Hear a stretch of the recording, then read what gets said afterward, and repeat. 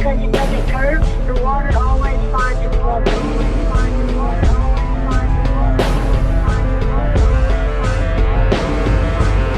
What'd your teacher do? She just didn't talk to me anymore. All she did was walk away. And I was like, what is this about? What? That's okay though. For being so young, you're very, very smart. That's fantastic. Yeah. So keep up the good work, man, and stay flat, okay? Okay, I'm a flat earther.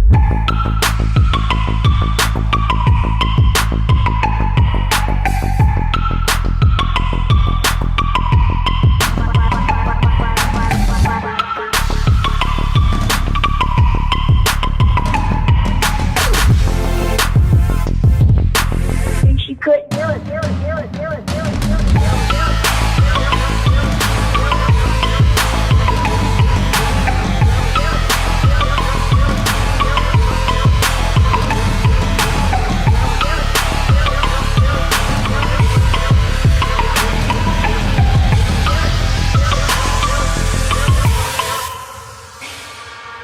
I'm a flat earther.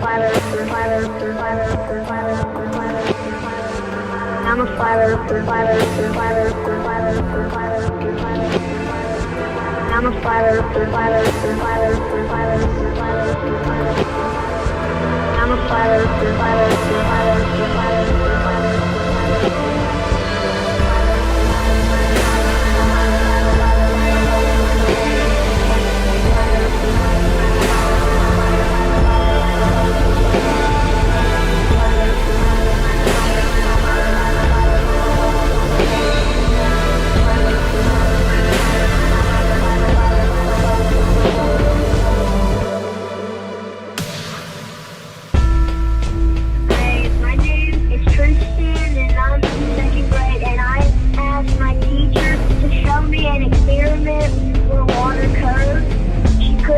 because it doesn't curve, the water always finds its level.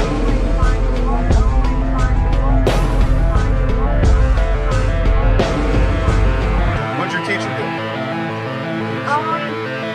She just didn't talk to me anymore. All she did was walk away. And I was like, what is this about? What? That's okay though. For being so young, you're very, very smart. That's fantastic. Yeah. So keep up the good work, man, and stay flat, okay? Okay, I'm a flat earther.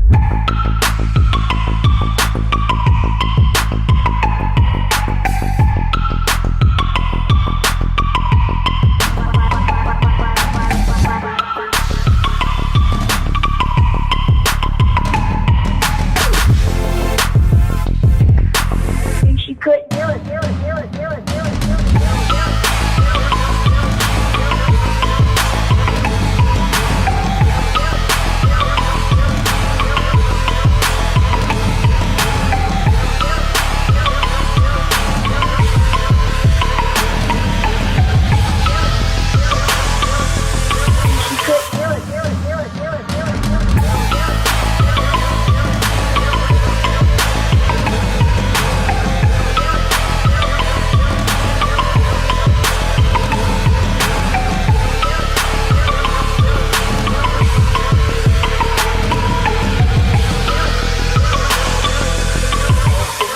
Up for sound bites. This is awesome.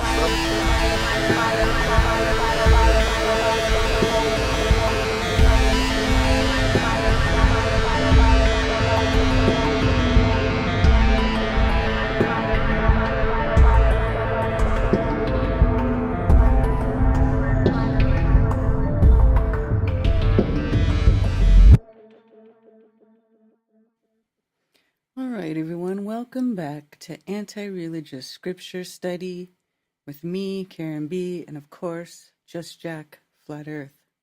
Shabbat Shalom. Shabbat Shalom. Oh, praise Yah that Shabbat is here.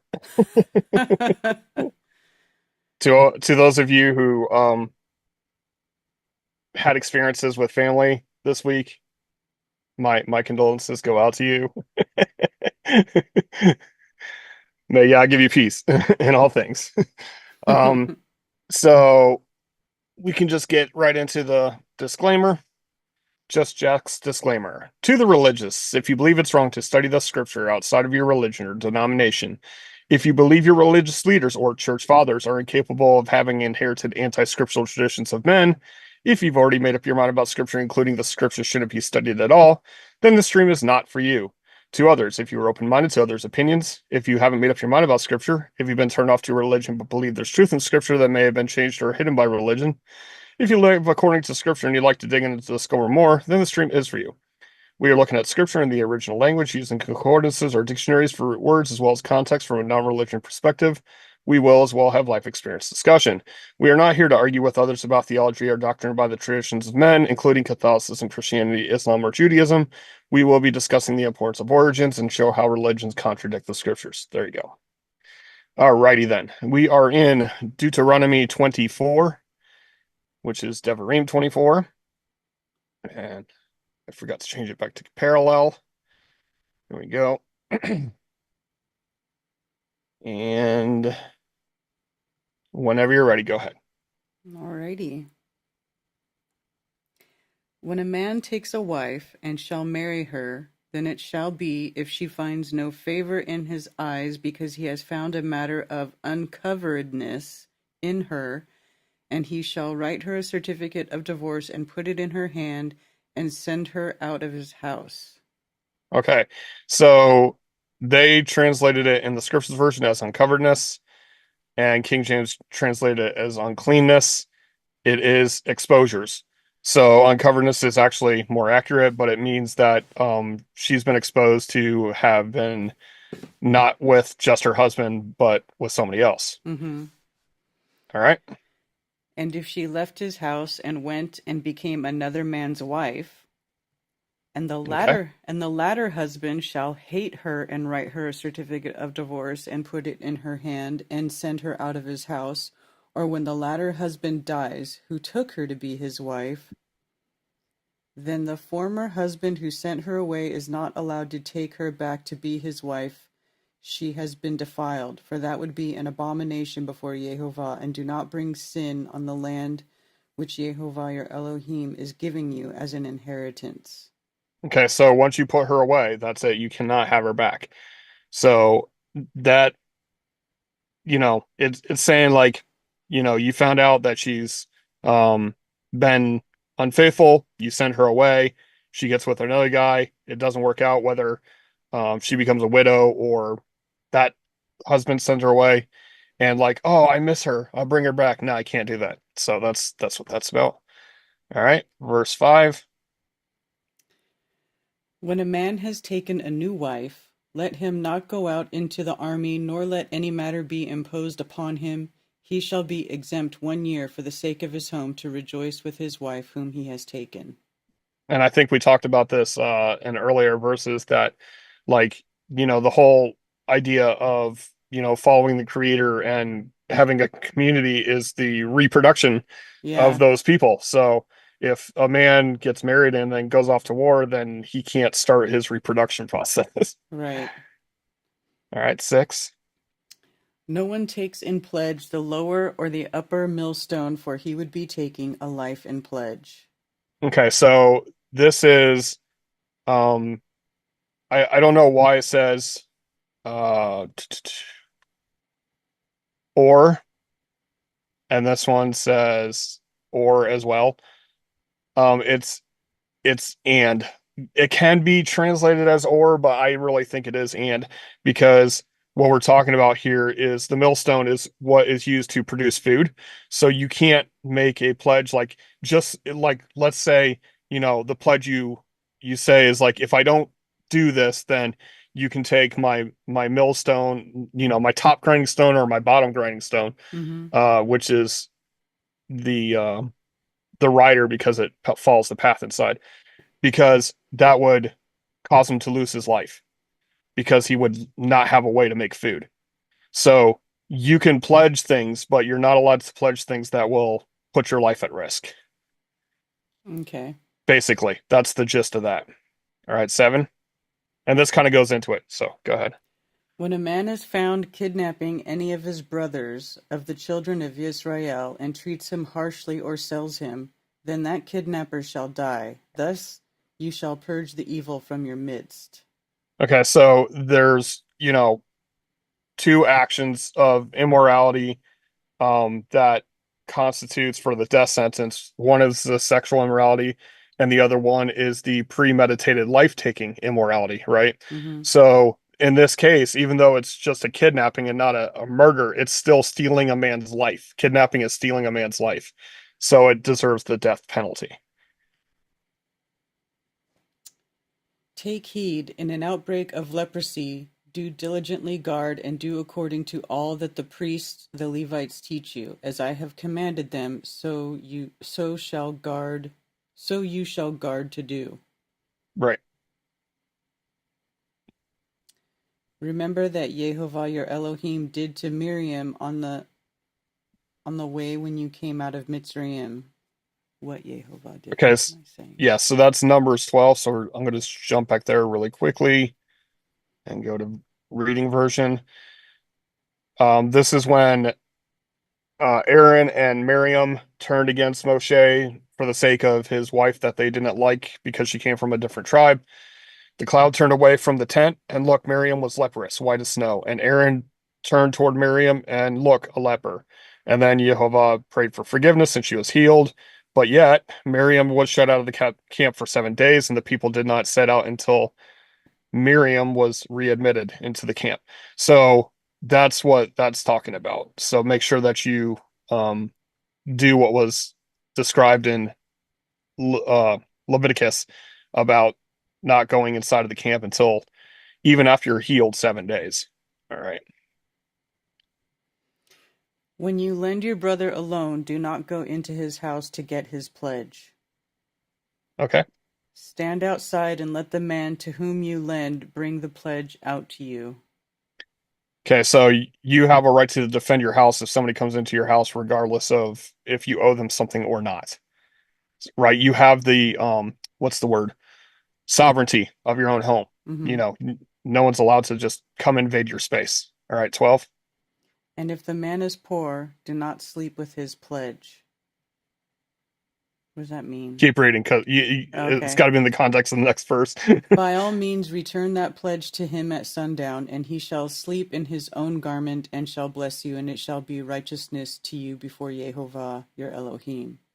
Yeah, so I mean, especially with our modern language, do not sleep with his pledge. It sounds like, betting his pledge. But it's talking about specifically, even if he owes you everything, like let's say, I pledge that this is going to happen, or you can have all of my belongings. Well, you can have all of his belongings, but you should return his clothing for that evening for him to sleep in so that he'll be, comfortable in the night. Same thing as like not taking the millstone will completely take his life. Well, this is just a matter of comfort. Like let him keep his garment so that he has something to sleep in. All right, 14. Do not oppress a hired servant who is poor and needy of your brothers or of your strangers who are in your land within your Okay, so gates. that goes along with that whole concept of like, not to oppress them or extort them or quarrel with them. You're still supposed to have the common decency of human comfort. 15. Give him his wages on the same day, and do not let the sun go down on it, for he is poor and lifts up his being to it, so that he does not cry out against you to Jehovah, and it shall be sin in you. I wish it was still this way. A day's wage for a day's work. Yeah. It would be very beneficial to everybody. Mm-hmm. The debt problem when it exists, it's all sorts of things like that. All right, 16. Fathers are not to put to death for their children, and children are not to put to death for their fathers. Each is to die for his own sin. I didn't like the wording. It's a little Yeah, it sounds weird. broken English. It means if your child commits a sin, the father's not put to death for it. Mm-hmm. If a father commits a sin, the child is not put to death for it. In other words, each one is accountable to his own sin, which goes against the misinterpretation of Exodus chapter 20 when it's talking about the Ten Commandments, where it says, Where is it? Okay. Do not bow down to them, nor serve them, for I, Jehovah, your Elohim, am a jealous, visiting the crookedness of the fathers unto the children to the third and fourth generations of those who hate me. And then people will read that and they'll say, see, not only is he cursed, but his son's cursed and his grandson's cursed. That's not what it means. It means that if you have a lifestyle of going against the creator, most likely your son will and your grandson will, because they'll just carry on after you. But every man is responsible for his own sin. So therefore, a son is not put to death for the sin of his father, right? That's what this is also referring to. Mm-hmm. All right, 17. Do not twist the right ruling of a stranger or the fatherless, nor take the garment of a widow. This says twist. This says pervert. This says spread. All right, 18. But you shall remember that you were a slave in Mitzrayim, and that Yehovah your Elohim ransomed you from there. Therefore I am commanding you to do this word. All right, so I think we missed one. Oh, no, we didn't. Okay. Yeah, don't twist the right ruling of a stranger or fatherless, nor take the garment of a widow, but you shall remember that you were a slave in Mitzrayim. Okay, so it's saying, like, these people, just like you were, not living your best life in Egypt, Mm-hmm. and you were taken out of there. So remember that when you're dealing, to be fair in judgment. When you reap your harvest in your field, and have forgotten a sheaf in the field, do not go back to get it. Let it be for the stranger, for the fatherless, and for the widow, so that Yehovah your Elohim might bless you in all the work of your hands. This definitely is a recurring theme, where, your leftovers are necessary for people who need it. And it's like, okay, but what about this is my field of profit, all right? This isn't even the corners. This is, I just accidentally left a sheaf. I got to go get it. No, no, no, leave it. Mm-hmm. Leave it. Somebody else may need it more than you. All right, Mm-hmm. 20. Oh, by the way, in my current experience, I have misplaced, you know, something of value, and then I lost it, and then I was like, well, maybe somebody else needs it more than me. So, that's Yeah. a modern day way of acknowledging the scripture. Okay, 20. Mm-hmm. When you beat your olive trees, do not examine the branch behind you. Let it be for the stranger, for the fatherless, and for the widow. Same thing. All right. When you gather the grapes of your vineyard, do not glean behind you. Let it be for the stranger, for the fatherless, and for the widow. Okay. And you shall remember that you were a slave in the land of Mitzrayim. Therefore, I am commanding you to do this word. Okay. Yeah. So, just like we've discussed in previous verses, this is what the tithe is for also, right? The 10% of your income that you put aside and to take care of the widows, the orphans, and those in need, that, we should be, as a community, you know, taking care of one another, and selfishness should be thrown out, Mm-hmm. um, does not work in modern day society. Okay.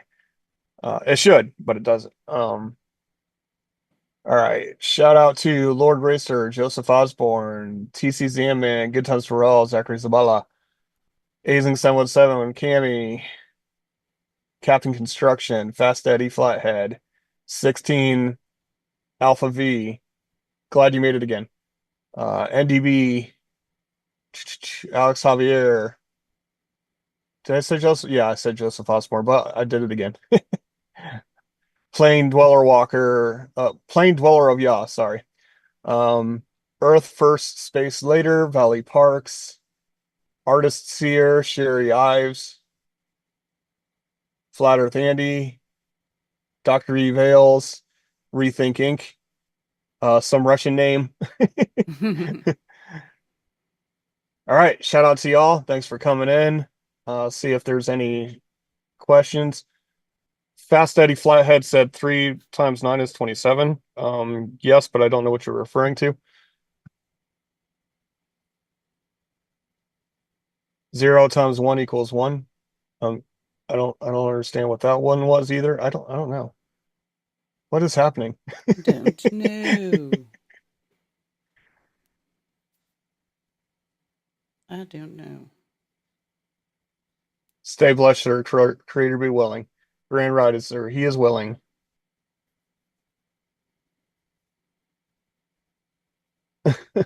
Okay, and then there's jokes about a ransom for chocolate. I don't know. Yep, Sherry loves her chocolate. So do I.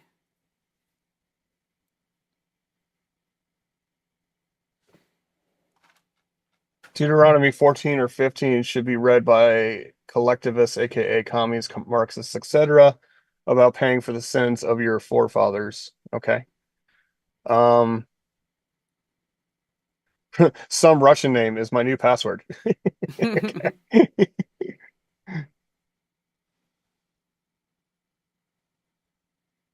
Oh boy, a lot to unpack with that statement, so I won't even get into it.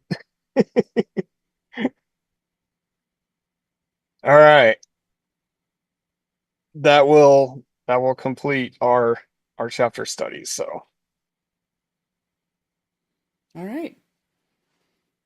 I guess that's it. Done for the day. We have um 10 more chapters. yep, we're getting there. Yep, we're 10 chapters away. That's correct.